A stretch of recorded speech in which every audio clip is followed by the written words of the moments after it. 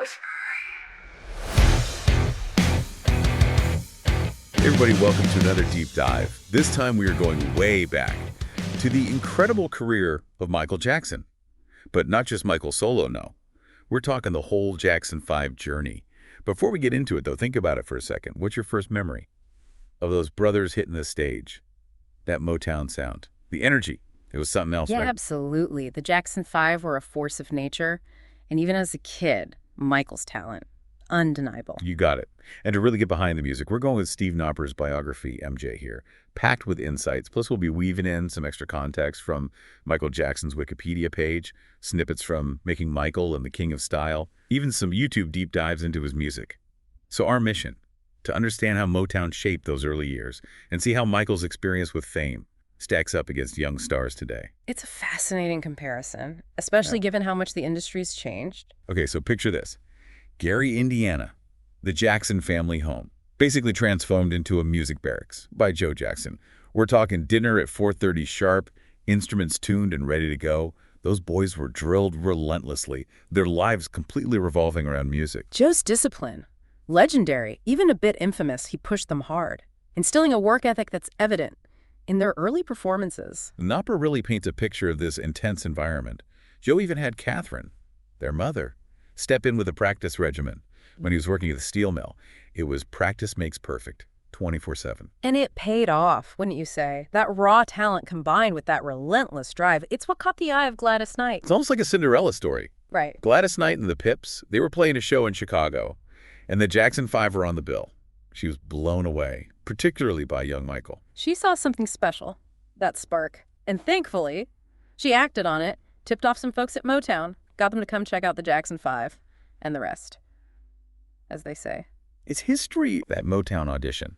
Stuff of legends, apparently. Yeah. Barry Gordy gave this whole speech about their potential.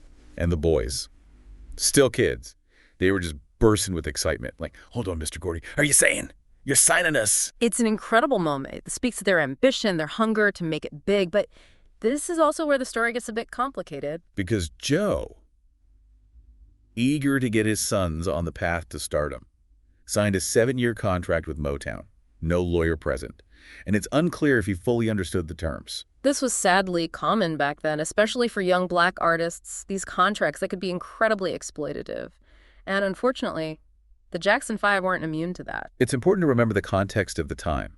Motown was in transition, their biggest acts, the Supremes, the Temptations. They were facing internal struggles, and Gordy desperately needed fresh talent. He needed someone he could mold, someone who could represent the future of Motown, and he saw that potential in the Jackson 5. And Gordy was already planning Motown's move to L.A. He envisioned the Jackson 5 as his ticket to Hollywood, a fresh, controllable act.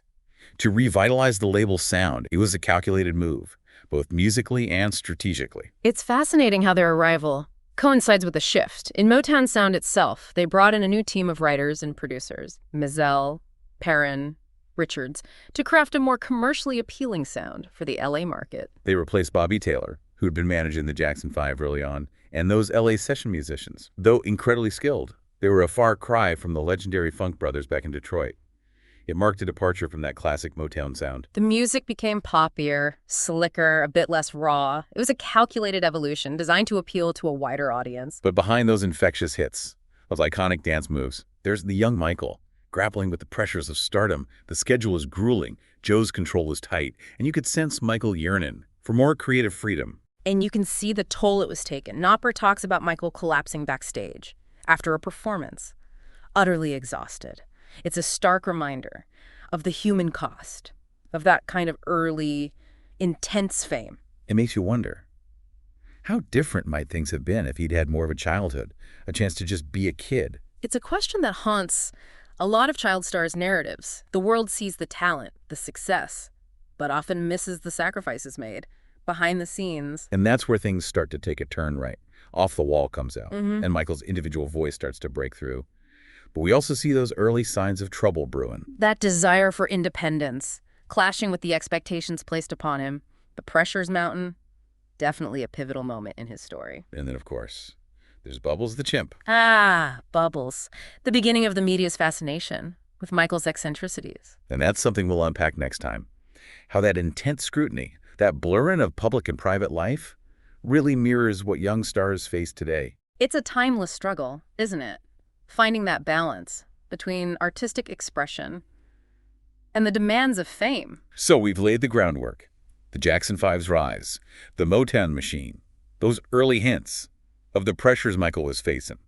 But stay tuned, because next time, we're diving into Thriller, the controversies, and those striking parallels with modern-day stardom. It's going to be a fascinating ride. And then comes Thriller, an album that changed the face of pop music forever. It's not just an album, it's a cultural earthquake. Shattering records, winning a record-breaking 8 Grammys, it catapulted Michael into superstardom on a scale we'd never seen before. Thriller even got inducted into the Library of Congress for its cultural impact. Think about that, your album being considered a national treasure. Mind-blowing, right? And here's where things get really interesting. Thriller drops. Right as this tabloid frenzy around Michael starts to ramp up, he's becoming the biggest star on the planet. Yet the media is already painting him as this eccentric figure. It's a strange dichotomy, this groundbreaking artist pushing musical boundaries, but alongside that, this growing public perception of him as weird. It's almost as if his immense talent made anything else about him seem out of place. Right, like the stories about him sleeping in a hyperbaric chamber, or the rumors about him wanting to buy the Elephant Man's bones. Those stories, whether true or not, became part of his narrative. It fueled this intense fascination with his personal life, which, if we're honest, is something we see happening to young stars even today. It's like history repeating itself. Think about Britney Spears, Justin Bieber, the media microscope. It can be so relentless. Especially now with social media. Every move is scrutinized, every flaw magnified. The pressure to maintain a perfect image must be immense. And for Michael, those whispers about his eccentricities kind of set the stage for what was to come. Because in 1993, the first allegations of child sexual abuse hit. The Chandler case, a dark chapter that unfortunately overshadows a lot of Michael's career. From that point forward, Knopper goes into the details. The police raid on Neverland Ranch, the art books they found, the eventual out-of-court settlement. It's crucial to note that no charges were ever filed due to lack of evidence. but the damage was done. Public perception of Michael was irrevocably altered. His career took a hit, and his personal life became this constant media circus. It became incredibly difficult to separate fact from fiction. And this is where things get tragic. Michael retreated from public life, battling these allegations, and relentless scrutiny. It took a toll on him, both mentally and physically. Even through all of that, he was still making incredible music. Albums like Dangerous and History pushed creative boundaries. The narrative had shifted. The focus was no longer solely on his music. It was on the scandals, the eccentricities, the weirdness. It's like the price of fame, dialed up to 11. It makes you wonder, could Michael have thrived? Could his talent have truly flourished in a different environment? One where the spotlight wasn't so harsh, so invasive? That's the million-dollar question, isn't it? Would the world have allowed him to simply be an artist, a musician, without all the baggage that came with his fame? It's hard to say. But looking back at his journey, from those early days with the Jackson 5 to the global phenomenon he became, it begs a bigger question. What is the true cost of fame? What is the responsibility of the industry, of the media, of us as consumers in shaping that narrative? Those are questions worth pondering, especially as we see similar patterns playing out with young stars today. Absolutely. It's like we haven't quite learned the lessons from the past. The pressures, the scrutiny, the lack of privacy. It's all still there, maybe even amplified in the age of social media. Which brings us back to Motown, their role in shaping Michael's career, both the positives and the negatives. Can't be ignored. Right, they gave him the platform, the exposure. But those early contracts, the level of control, it makes you think about the power dynamics at play, especially back then. Motown was a well-oiled machine, a hit factory. They knew how to create stars. But they also had a reputation for being tough, demanding, and controlling. It's a classic tale of the music industry.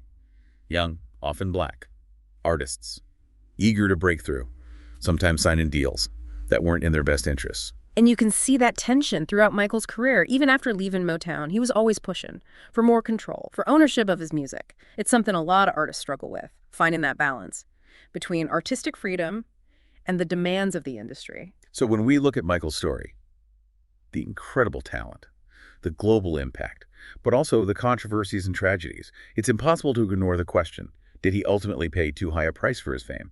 Could things have been different? It's a complex question, and there's no easy answer. Really makes you think, huh? What if things had played out differently?